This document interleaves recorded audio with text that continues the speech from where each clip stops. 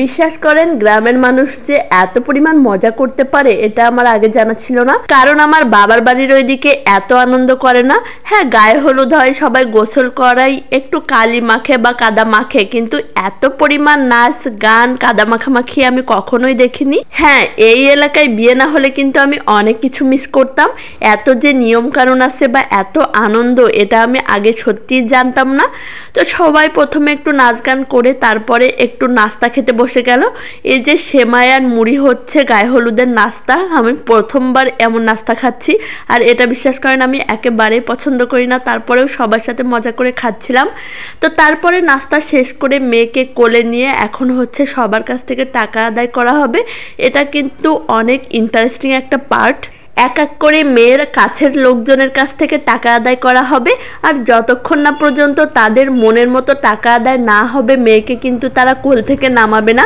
দেখেন মেয়ের যত কাছের ফুপি বা হচ্ছে ভাই ভাবি আছে সবার কাছ থেকে টাকা আদায় চলতেছে, আর যে টাকা আদায় করতেছে এটা আমাদের দাদি হয়। এই লোকটা এত বেশি মজার, আমি অনেক বেশি আনন্দ পেয়েছি এই লোকের কাণ্ড কারখানা দেখে।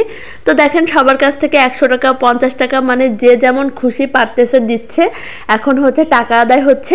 তো এই দুইটা আমাদের ফুপি হয়, অনেক ভালো মানুষ, তো অনেক বেশি মজা করতেছে, ফুপিদের কাছ থেকেও টাকা তুলতেছে।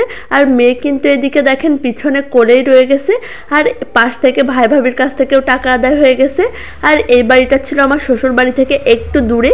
প্রথম দিন আমাদের বাড়িতেই হয়েছিল গায়ে হলুদ, আর এটা হচ্ছে একটা ভাবিদের বাসায়, এটা ছিল দ্বিতীয় দিনের গায়ে হলুদ। তো এই দিনও অনেক বেশি মজা হয়েছিল। প্রথম দিন যেহেতু আমাদের বাড়িতে গায়ে হলুদ হয়েছিল, আমাদের কাছ থেকে 2000 টাকা নিয়েছিল। আর আজকে যেহেতু প্রতিবেশীদের বাড়ি হচ্ছে, আজকে কত টাকা উঠবে জানি না। তো এখন টাকা গণনা চলতেছে, সেই দাদিটা টাকা গুনতেছে যে কত টাকা উঠলো।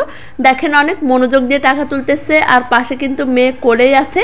যতক্ষণ না মেয়ের গোছেলের জন্য পিড়িতে বসানো হবে ততক্ষণ মেয়ে কোলেই থাকবে।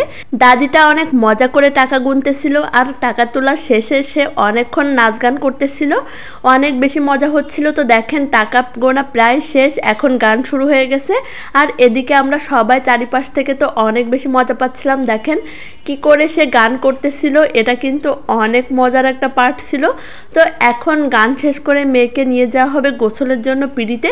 তো কত টাকা উঠেছিল আমার কিন্তু সঠিকভাবে মনে নেই। তো দাদি টাকাগুলো হাতে নিয়ে অনেক বেশি মজা করতেছিল। এই টাকাগুলো কিন্তু প্রায় সবাই ভাগ পাবে। তো দাদি এখন নাচানাচি শুরু করে দিয়েছে প্লেট নিয়ে। প্লেট হচ্ছে বাদ্যযন্ত্র গ্রামের মানুষের, এটা কিন্তু অনেক বেশি ভালো লাগে। আর এদিকে টাকার পর্ব শেষ করে মেয়েকে এখন ফিরের উপরে দাঁড় করানো হলো, কারণ তাকে এখন গোসল করানো হবে। আর এটা হচ্ছে ডালি, বরণ ডালা। তো প্রথমে কি কি নিয়ম কারণ আছে সেগুলোই ফুপিরা পালন করতেছে, এগুলো আমি আগে কখনো দেখিনি। তো আমার কাছে যেহেতু সব কিছু নতুন নতুন লাগতেছিল, এজন্য অনেক বেশি ভালো লাগতেছিল। ননদিনীর বিয়েতে নতুন নতুন অনেক কিছু দেখলাম আর অনেক বেশি আনন্দ করলাম।